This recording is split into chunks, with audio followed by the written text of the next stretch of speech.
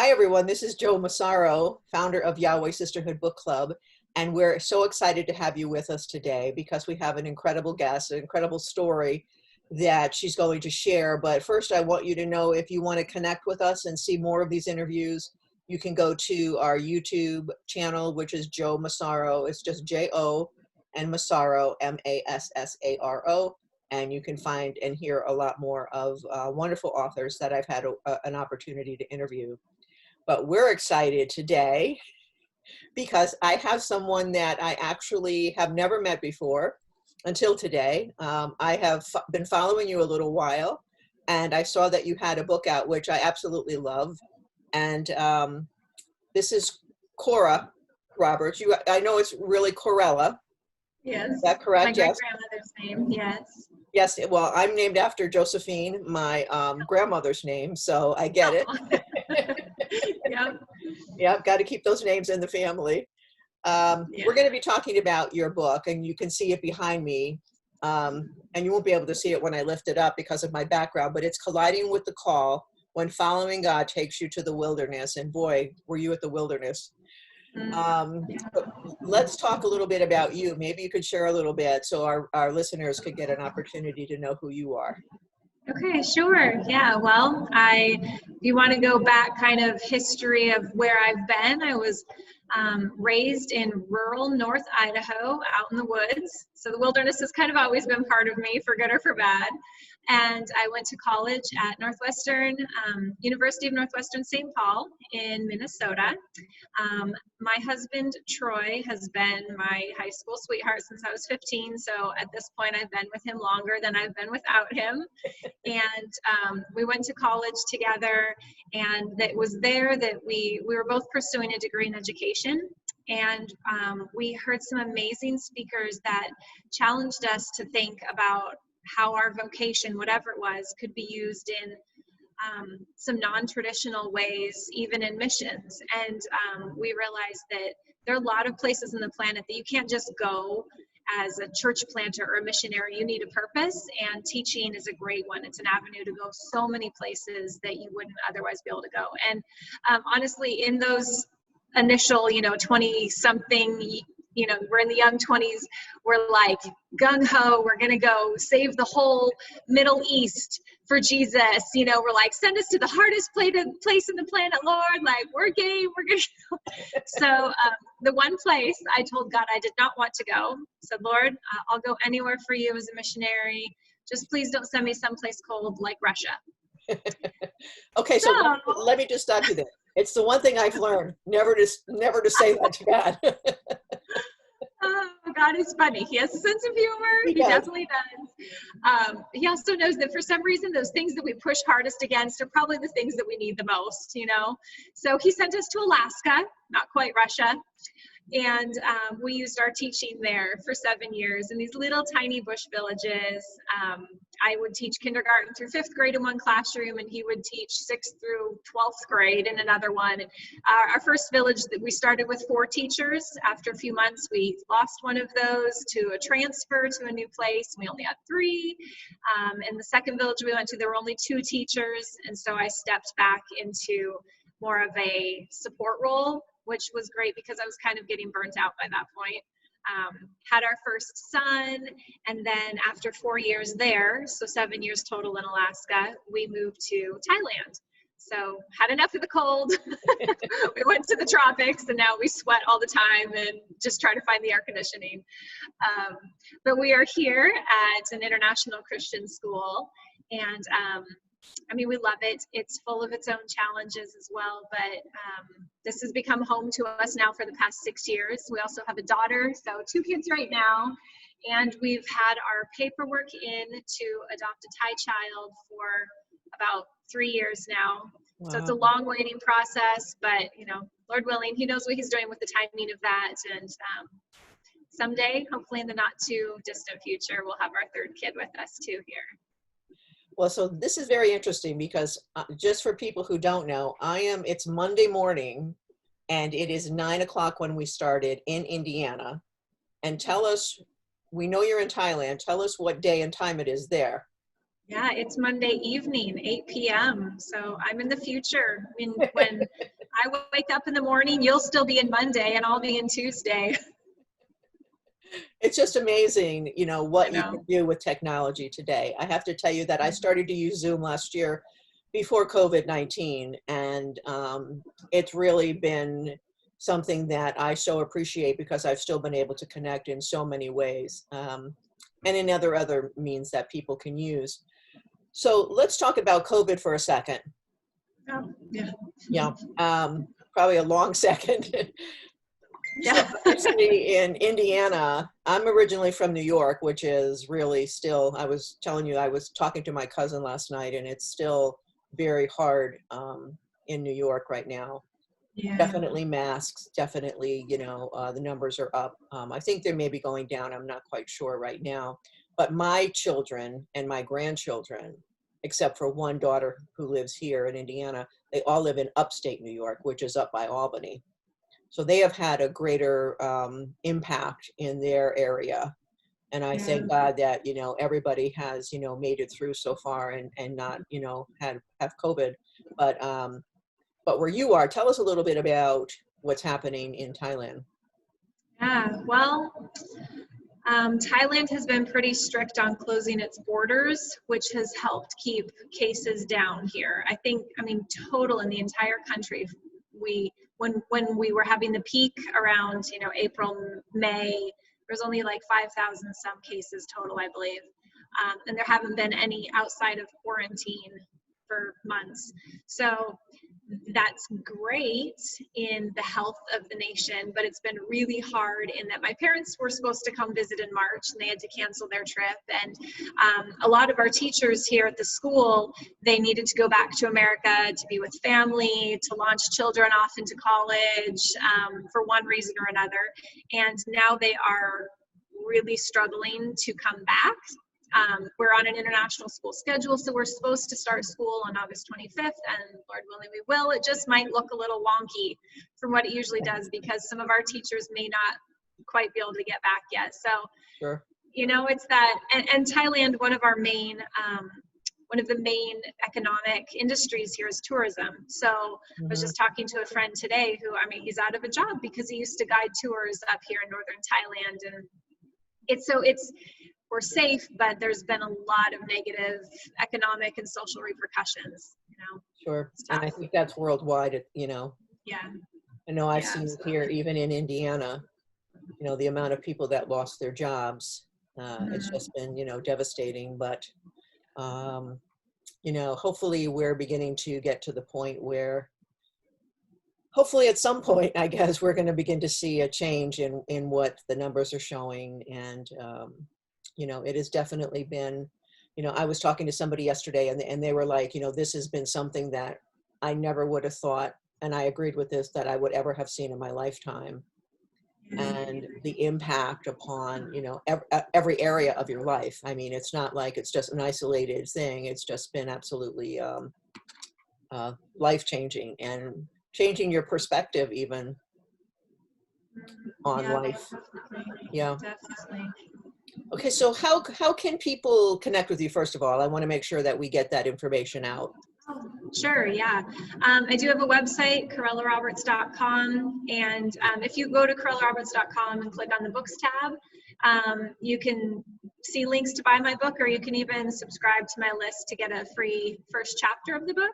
And on there, I also have, I wrote a devotional. After I wrote the book, I was just so fascinated by the idea of the wilderness experience in the life of the believer that I started going through the Bible and finding other places where the wilderness shows up. Obviously, there's the Israelites in the wilderness, there's Jesus going into the wilderness, but there are so many others. In almost every key narrative, there's a way that you can see, wow, they had a time of leaving their place of comfort, of being stretched to have to challenge their faith, trust God in new ways, So I wrote a Bible study it's free. It takes 15 of those key narratives that you see throughout the Bible, and I have a little devotional and then a place for you to dig in deeper into the Bible. Yeah, I don't know if there you it can is. see You that, found but it. yes, So I yeah. downloaded it and printed it. It's Good. absolutely wonderful. So I encourage everybody to get a copy of that as well. And Yeah. I love the fact that you did it and that it's free and that people can actually be blessed by it. So I always appreciate that so much. So we've got your website. You have a Yeah. Facebook page. Yep. You can find me, Corella Roberts. The nice thing about my great grandmother's name is that it's not very common. So I think I'm the only Corella Roberts out there. You can find me on Facebook or Instagram, are the Yeah. places I show up the most. So. Yeah, I've looked at your Instagram post. It's got some great photos and things on there as well. Yeah, it's Yeah. fun. Okay, so you mentioned something at the beginning of the book. I want to go to that if I could. You're talking about, and if I pronounce it right, take an omer of manna. Is that correct? Yeah, an omer of manna. Mm-hmm. Yeah. And you said, and keep it for the generations to come, so they can see the bread I gave you to eat in the wilderness when I brought you out of Egypt, which is from Exodus. Mm-hmm. And then you said, Father, this is my omer of manna. May it be for your glory. Mm-hmm. Tell us what you were kind of thinking when you were writing that. Sure.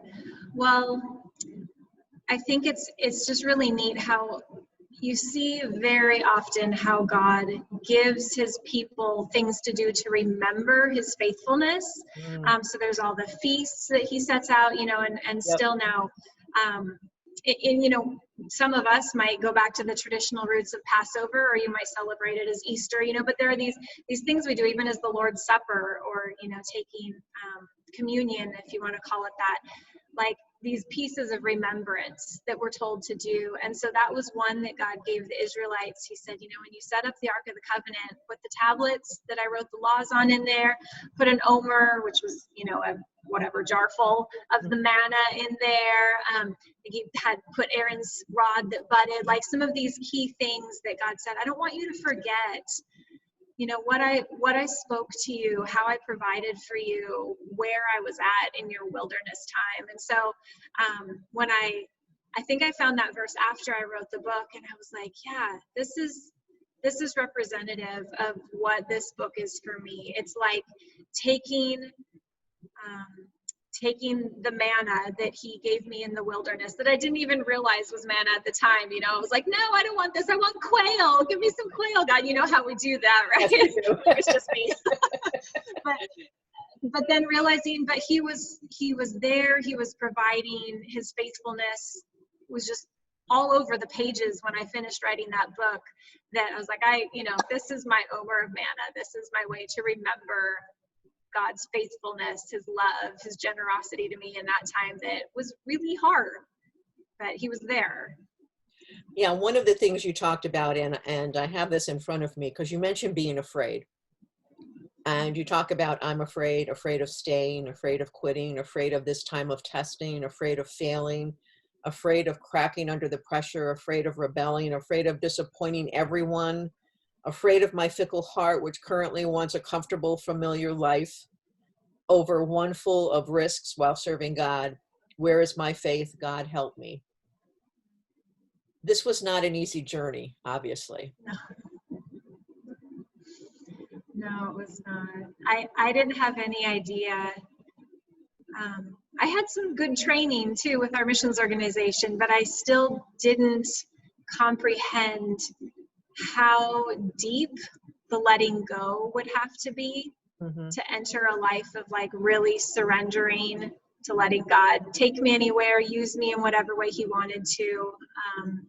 And there was a grieving process that went with that, I think, of just letting go of so many expectations that I had, things that the ways I thought God should have shown up, and coming to terms with when he didn't in the way I expected. Was he still there? What was he doing? So yeah, there was a lot of fear and a lot of disappointment mingled in with all of that. Yeah. And I mean, you basically went from the comforts of living in the States to going to Alaska, and it was wilderness, obviously. Yeah. And you talk about how you would get your food and, so many different things like that. Your day-to-day life was totally and completely different. What were your thoughts, maybe you could share, like when you first got there and what your expectations might have been if you had them, and Mm-hmm. what you were facing when you realized it. Sure, yeah. So the first village we went to had a population of about 60 people, and you can't get there by a car. If you're rather adventurous, you can get there by boat, but we got there by airplane. And if the weather's bad, the airplanes don't come. So once you land and you get off that airplane, you are very isolated and very stuck in a way. And it was exciting for me being young, and this is what we dreamed of. We wanted to serve God with our teaching, and I think there's this good part of us that is motivated by compassion, that says, wow, there's these kids that they could use these good teachers who stick around. We want to be teachers like that, who show them the love of Christ. We knew that the numbers in the Alaskan bush for suicide, for alcohol abuse, for just a lot of domestic violence, like all that stuff is through the roof, way higher than it is in any other state in the United States. And so we knew that we were going into a place that had a lot of spiritual and emotional darkness, and we were excited to be the light. We wanted to bring in the hope of Christ and be somebody who could faithfully love on these kids and show them a different way. I think we just didn't expect the toll that it would take on us, like how hard it is to be in that kind of situation day in and day out without any reprieve. And then when one of the teachers we were with became hostile towards us too, simply because we were Christians, and if we would try to help her sweep the floors, she would be deeply offended, as if we were trying to steal her job. Like, it was because she was the head teacher in lieu of the principal, who lived in the other village and could only fly in like once a month, so she had extra responsibilities. And it was just the dynamics of all of that just mingled together to make us feel like we were totally failing, and there was just, we had expectations on ourselves. The school district has expectations for how you're going to teach these kids.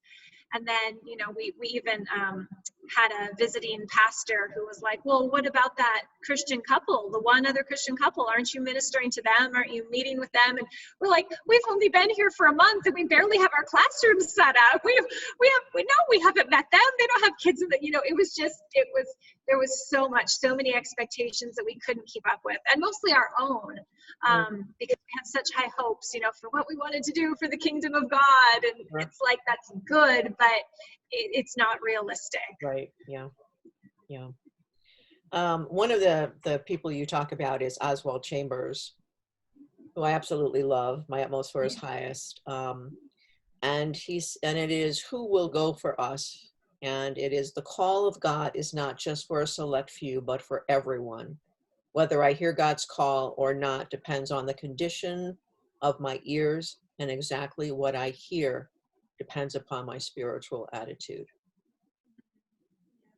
Yeah, I love that quote. I think we felt that deeply when God started speaking to us about using teaching as an avenue for missions, evangelism, relationship building, whatever you want to call it. You don't have to put any fancy label on it like missions, but just that we wanted our teaching to be more than a source of income, more than just what we did because that's what we were capable to do. We wanted to use it for God's kingdom. And so I really do believe that every person has their own set of giftings. They have their own community God's placed them in. They have just, you don't have to go to Alaska.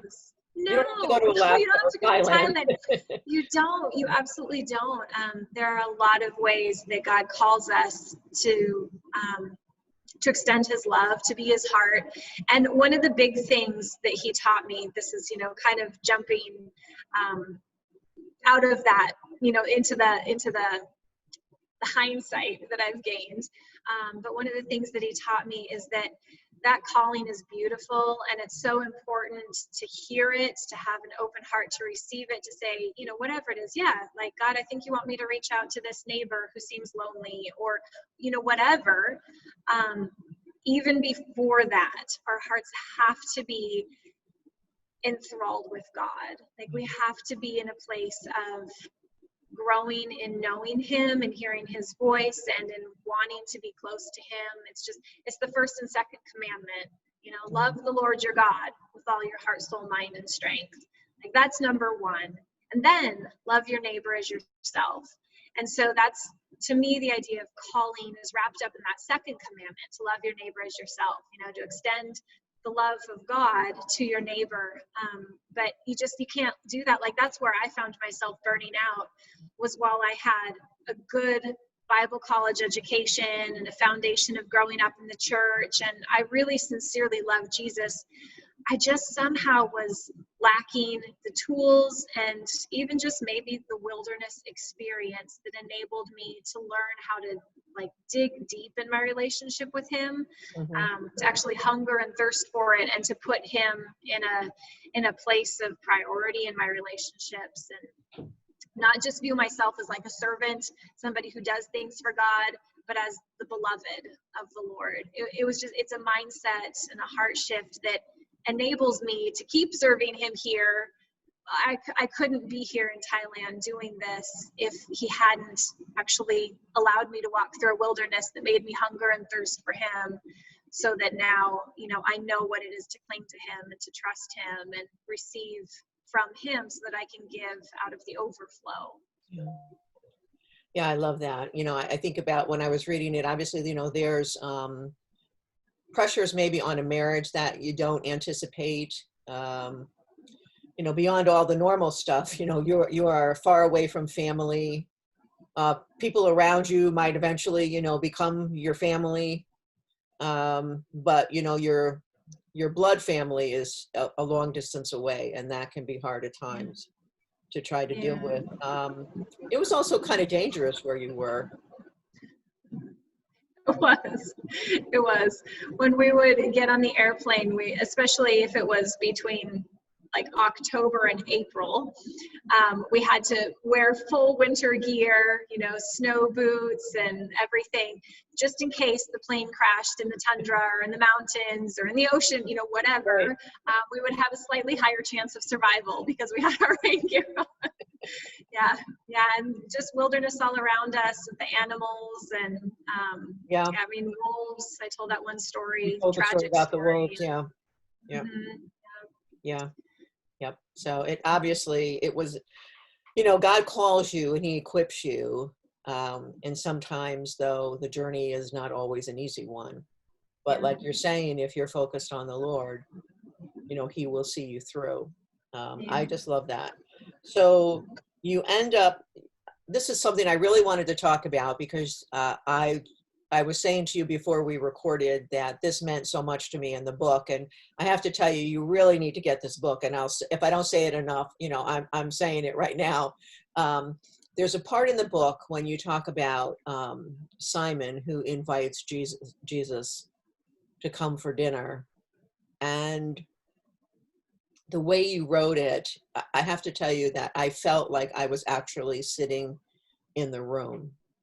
And the way you talk about Jesus, like he was probably not on time because he was, healing somebody or, doing something. I was like, that would be so Jesus. And then share with us, I don't want to tell it, but share with us, what actually happens in that room. And because it was powerful for me, I was crying. And even though I've heard it over and over, I was crying the way you wrote it. So. Sure. Yeah. Well, sadly, my vocal communication skills are not usually as good as my written, so you might just have to read it if you really want to. You definitely want to read it. Because, But it's from Luke chapter 15, is it? I think so. And Simon the Pharisee invites Jesus to come dine in his home. And one of the more recent things I've allowed myself to engage in Bible reading is using my imagination, because you don't want to distort what happened. Right. But at the same time, when we allow, God gives us our imagination, and through the Holy Spirit, he can redeem that. And so when we invite him into that and say, Lord, what might it have been like? Help me see a picture of you and of where I would be in this story, and let our imaginations take us there. It can be a really powerful thing. So that's what happened for me in writing this. And basically Jesus is invited to Simon the Pharisee's home for a feast, and I'm sure that Simon didn't hold anything back. Here's this new young rabbi, and everybody loves him, but let's just see, the hospitality of Simon is really something to be proud of. And Yep. so I think it was a big hullabaloo. I imagine lots of good food and all the other Pharisees, and maybe they're kind of waiting to see if Jesus will do something off against their laws. Maybe some of them are actually intrigued and want to ask him some questions. But then here in this room full of men, in this prominent Pharisee's house, all of a sudden a woman enters, and not just any woman, she's a woman of the street. Mm-hmm. And she comes in and she goes straight to Jesus. And as I was imagining, Simon, he gets upset at this, and I was thinking, like, well, why didn't he do something? And I realized probably within that cultural context, Jesus was the guest of honor, Mm-hmm. and because she was approaching him, the responsibility would have fallen on Jesus to say, hey, you need to go outside where you belong. But that's not what he did at all. He just let her fall at his feet and pour out this expensive oil and weep and wipe it with her hair. And it's such a powerful picture of there's nothing that we can give to Jesus that's too much, that's too extravagant. And so Jesus accepts her worship, and Simon is disgusted. He's like, well, don't you know who this woman is? Why didn't you tell her to leave? And Jesus says to him, well, did you give me any water to wash my feet? Did you anoint my head with oil? And here she is, washing my feet with her tears and anointing me.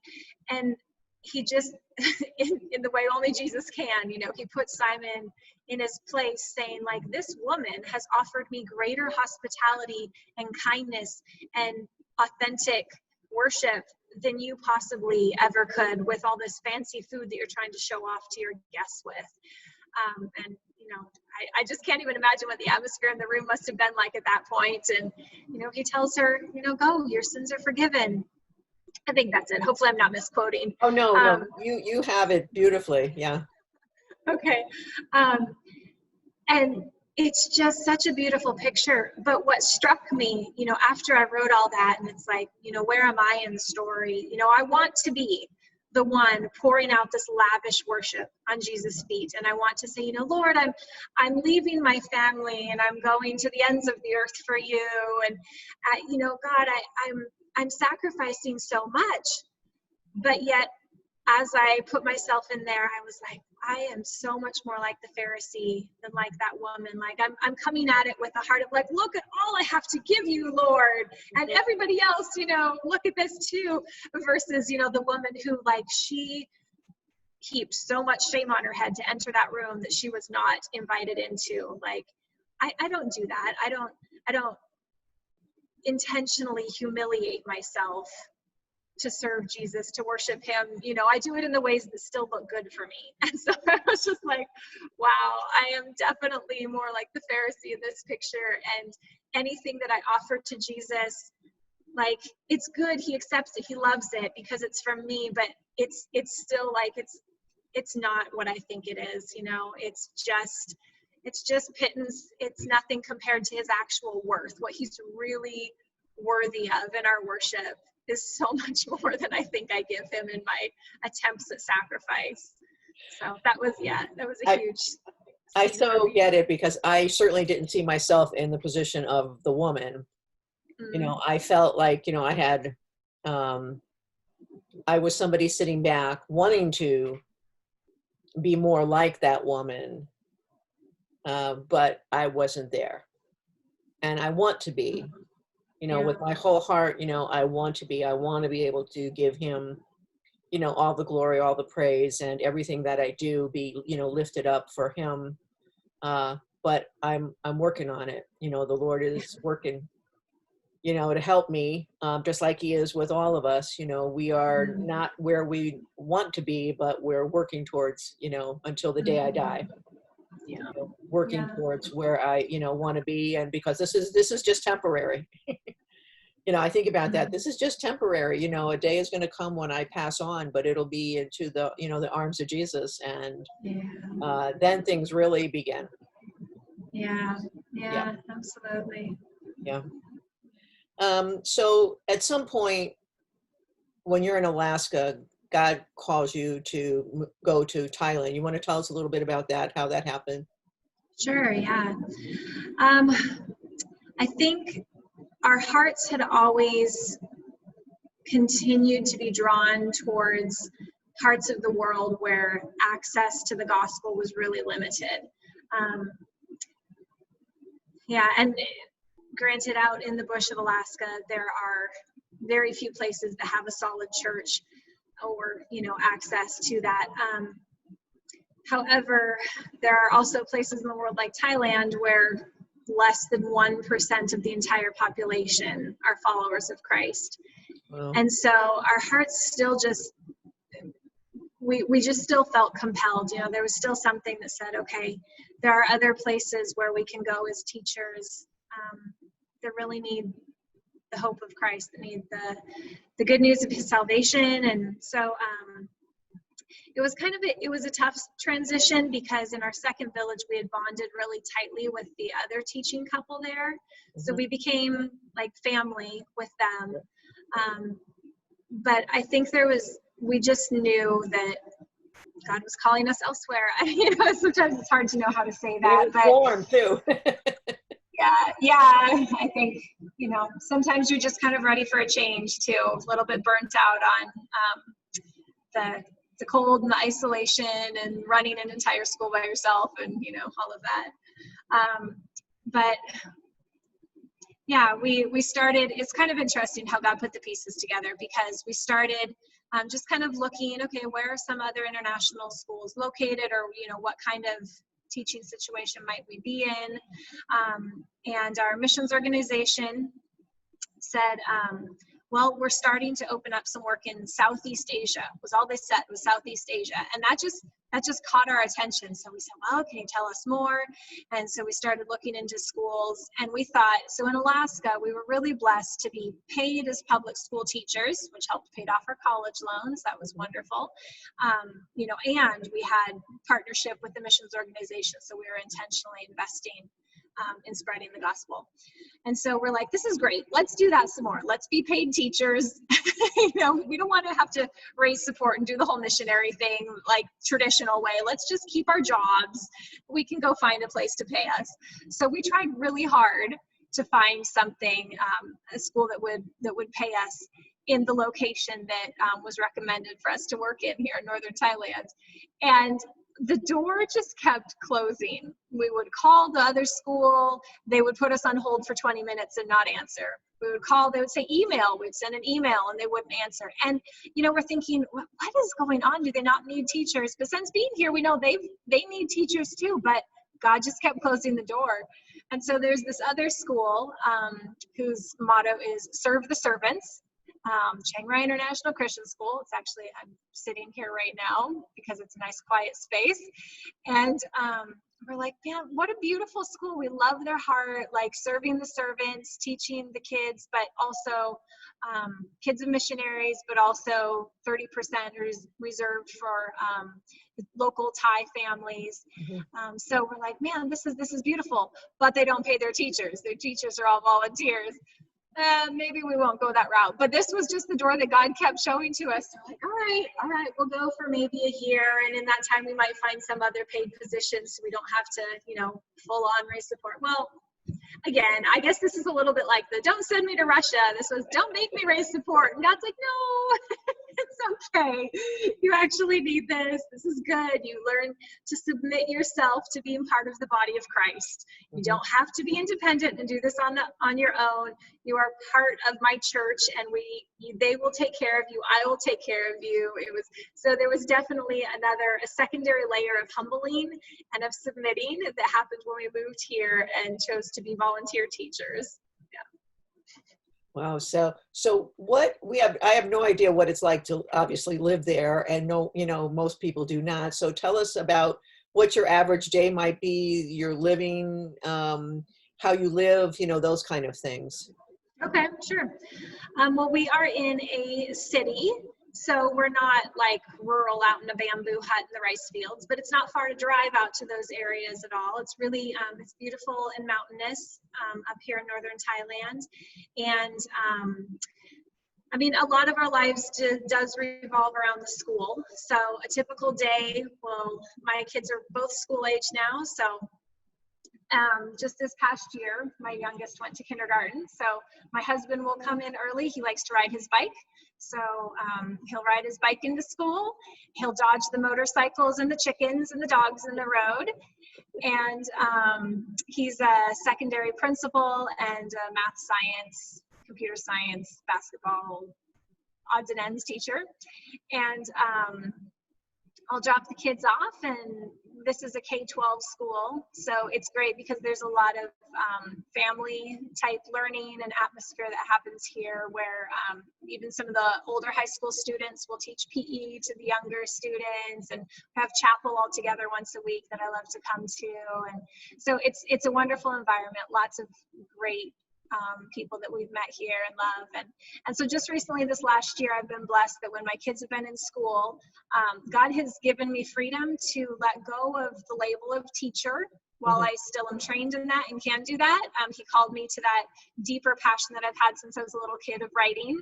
So I've been able to spend time this last year digging into the writing world. And I wrote this book actually mostly on Saturdays before my kids were both in school, and it was born out of simply a need to go back to those difficult memories of our time in Alaska and revisit them with the Lord and let him speak into them. He wanted to redeem them for me. So instead of having them be just these difficult memories of the past, he wanted to give me a fresh picture of where he was in them. So it really just started as a project of me seeking the Lord and wanting some healing in these memories. And I would go to a coffee shop, because there's really great coffee and lots of little coffee shops in northern Thailand. Really? I'd go to a coffee shop, yes, on a That Saturday. kind of place. Yeah, it's wonderful. And I would spend 3-4 hours working on a section, going through a memory, just, Lord, let's just write this, let's remember it, and then let you lead me into kind of what you've shown me since then, your biblical truths, reflecting back on that. And it was really powerful. By the end of it, I could no longer look back at those challenging seasons and those difficult memories and those things that I just wanted to leave in the past and say, whew, that was a hard season. I couldn't do that anymore. I now looked at it and was like, yeah, but that was when God met me and provided for me in ways that I was clueless in large part too, but it was so instrumental in forming who I am today. And I began to see it as a gift and claiming it as part of my story. So then I put it into more of a book format and have kind of worked from there to prepare it for publishing and everything. But yeah, so our day, it mostly consists of, largely what you'd do in America if you had kids in school, and maybe there's soccer practice after school, and maybe on the weekends we might go to the mall, we might go to a waterfall. There's some beautiful waterfalls around here. We might go to a swimming pool, things like that. Build Legos, all of that. Yeah, speaking about writing for you, you said that in the book that you felt like you were digging up a grave. It's kind of along the lines of what you're talking about. Yeah. Well, it is hard, right? To go back to some of those experiences, those sad times, the things that maybe we've never fully grieved or just never wanted to claim as part of our story, whether it was something truly traumatic or just something that was just like, that's not how I thought it would go. I would rather just kind of leave that in the past, right? Yeah. So I think, that's what it felt like for me, was like, these were things that I buried. They were memories that, some of them were just, it was just a hard season, but I just didn't I didn't allow it to be part of my story and to transform the way I viewed God or myself. And so there was definitely a part of me that felt like, here we go, we're digging into this, and I don't know what it's going to shake up in my soul. You know, I don't really want to go back to some of those places and memories. But when I did, you know, it wasn't dry old bones that I found. It was the fertile ground of new life. You know, it was resurrection power. It's just God all over it. I just love that. It is. It absolutely is.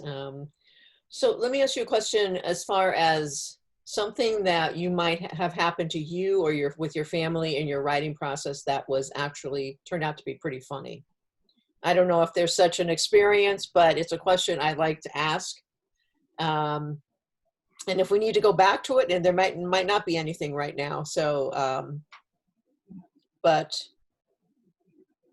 we'll leave it there. And then if you have something, you can pick it up later. I thought you were frozen. Sorry, I'm just moving my cursor around. What do you feel are some of your strengths and maybe some weaknesses?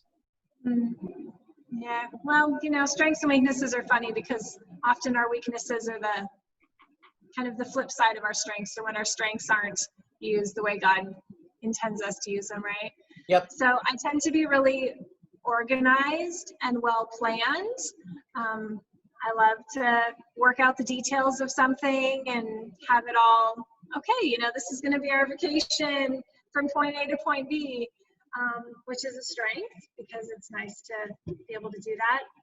However, it also becomes a weakness when I cling to that too tightly and life throws a wrench in it, as it often does. You know, COVID cancels my spring break plans or whatever, and I have to reschedule again. And so that's definitely a weakness of mine, is letting go of those things that I expected to happen. I thought I had it all under control and all the details planned out, and then when it doesn't work out the way that I think it should, yeah, I can have a hard time letting go of that. So my husband could tell you that. He's Mr. Spontaneous, loves to let's just see what happens. And you've got your checklist. Yeah. We stretch each other in those different directions. It's great. I love that.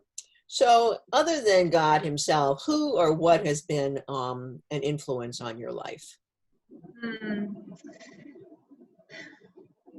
Well, a lot of people come to mind. I think the most significant in recent years, I was encouraged to join a spiritual formations class here a couple of years ago. And that was our principal and his wife. At that time, they had gone back to the States for a year sabbatical, and they'd done this course. And when she invited me to do it, her name's Corinne, she said, I was like, well, I don't know, it just kind of feels like another thing to do. Like, honestly, can you tell me, like, why should I do it? And she's like, well, we wouldn't be here again. We wouldn't have been able to come back if we hadn't gone through this and learned how to connect with God in a deeper level. And I was like, oh, all right, well, that's enough for me, you know? So that says it right there. Yeah. So I joined the spiritual formations class, and it was just so rich in allowing me some of those things. I mean, that's what spurred me to not be afraid of my memories, but to go back and ask God to retell them to me.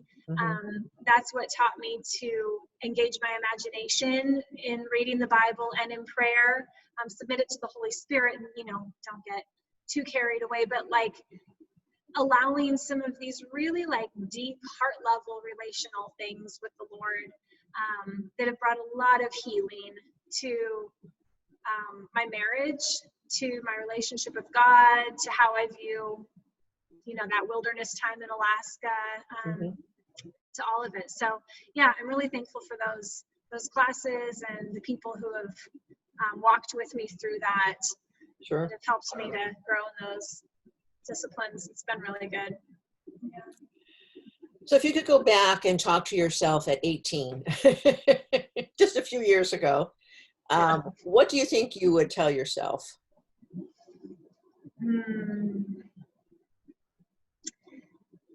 think 18-year-old me would just need to know that it's okay.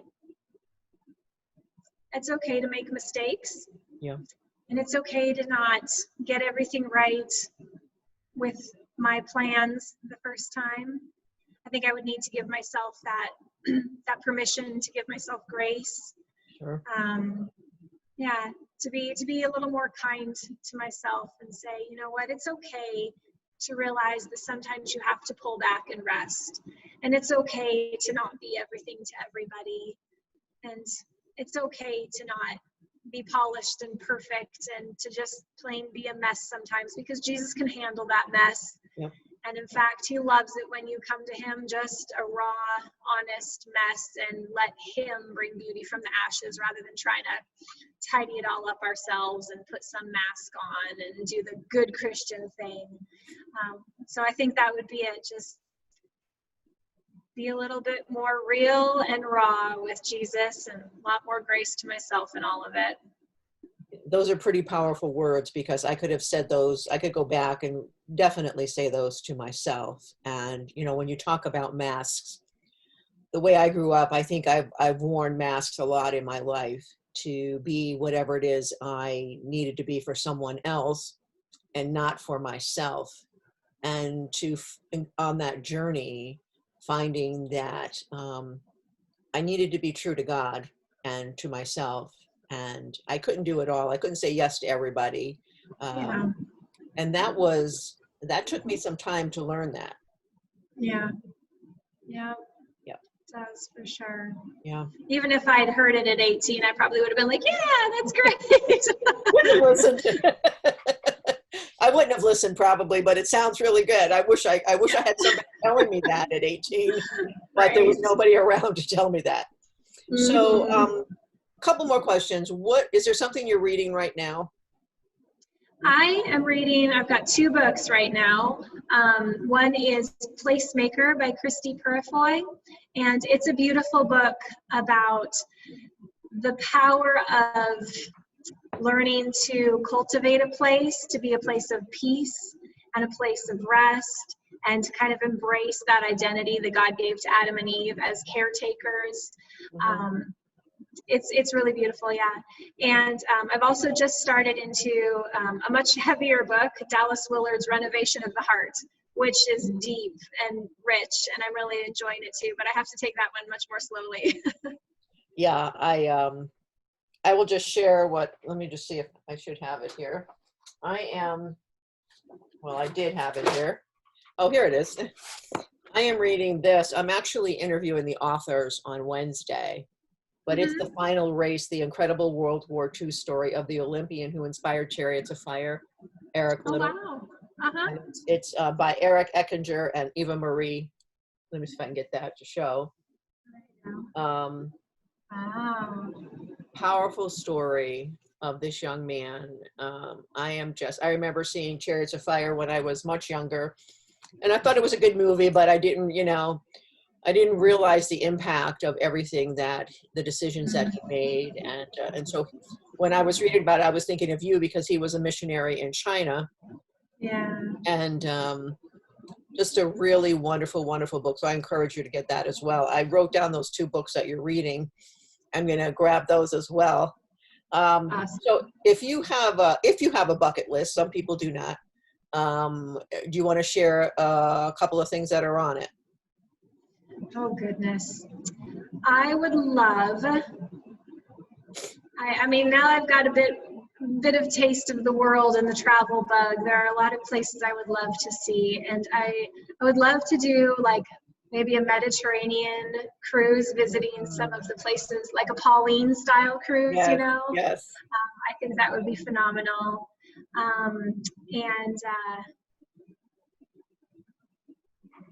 Yeah, so many places. I was talking to somebody today who went to base camp at Everest and was talking about how beautiful Tibet is. I was like, oh, so many places that I would love to travel a little bit more.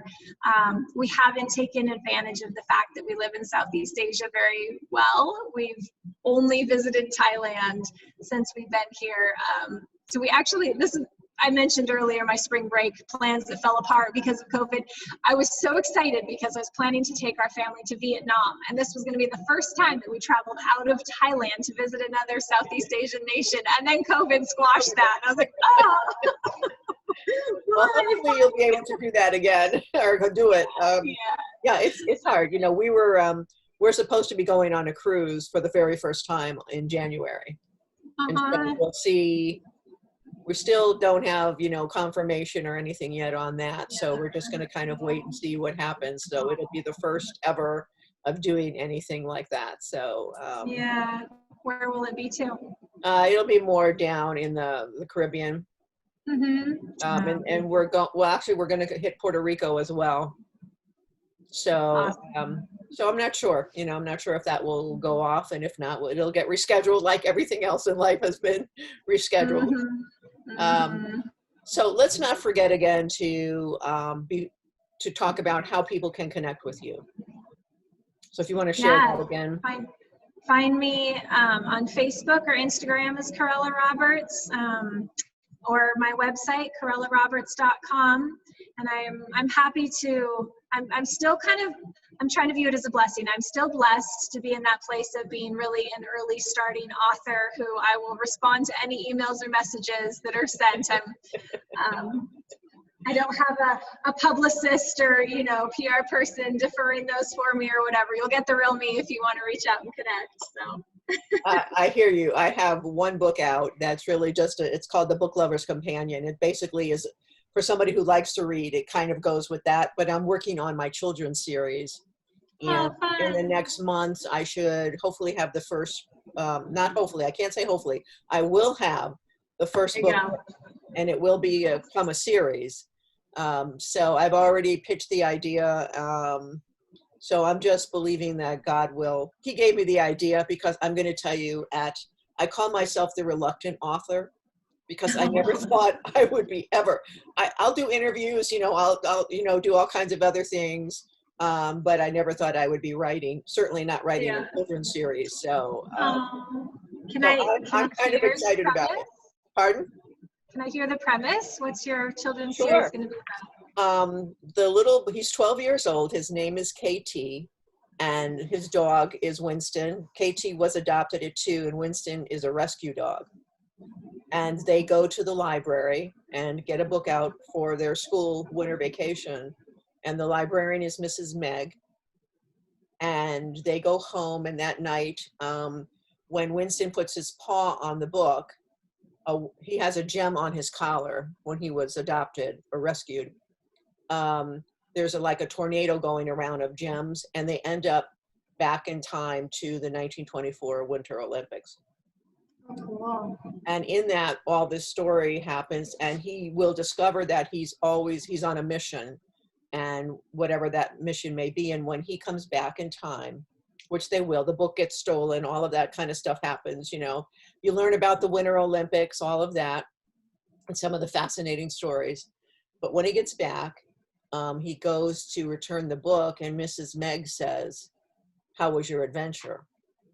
And he's like, he didn't tell anybody because he didn't think anybody would believe him. And he finds out that Mrs. Meg, if you take her name and you spell it Meg backwards, it's Gem, G-E-M. And so the dog and Mrs. Meg were actually there for a reason, to connect with KT. So they will go back in time every book to meet someone real. Like Louis Braille, I want to work on, you know, do something like that. And then, so they'll keep going back in time and meeting different people, and there's always be a mission going on. Fun. Well, my 9-year-old son got really into the Imagination Station books. Oh yeah, I have some sitting right here. Yeah, sounds like something he would love. Yeah. Well, I'll tell you what, when I get it published, I'm going to send you some. Okay, well, he'll be a test reader for you if you need some kid test readers. Oh, you know what? I absolutely need test readers. I have a couple here, but I'm going to be sending you chapters, the first 3 chapters, and he can take a look at it and let me know what he thinks. That would be so fun. That is awesome. I love that.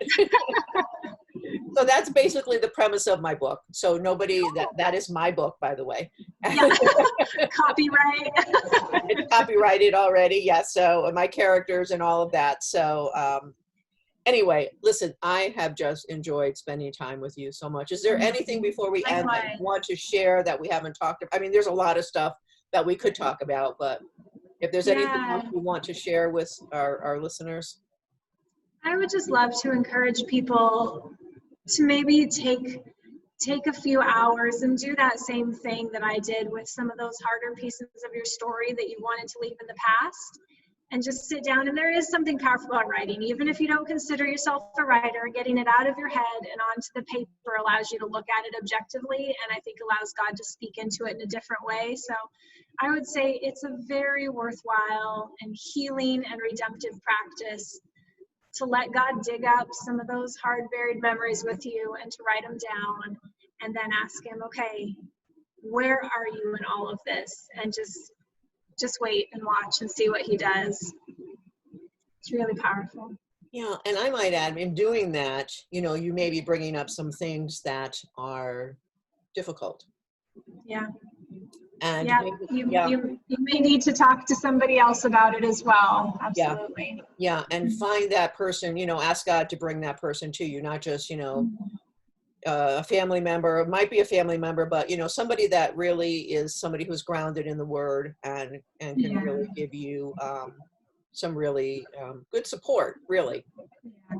Yeah, you know? absolutely. Yeah. Mm-hmm. Well, I have so enjoyed spending time with you. I really have. And thank you so much. This has been wonderful. Yeah, it was really a blessing. And again, you can learn more about Cora at the information that she gave you. Make sure you check that out. Like her page, download the information. It's really wonderful. And again, this is Joe Massaro with Yahweh Sisterhood Book Club. And you can watch all of our videos. I think there's about 25 or 26 up there right now of authors at Joe Massaro on YouTube. It's just J-O Massaro, M-A-S-S-A-R-O. And check them out, and may you be blessed. And we'll be posting, let me just show this one more time. Where is it? I'll be interviewing these authors on Wednesday, The Final Race. Powerful story. I've been really learning so much about Eric Liddell that I never knew. And you can certainly attest to what it is to have to do missionary work. So we love you and we appreciate you guys. And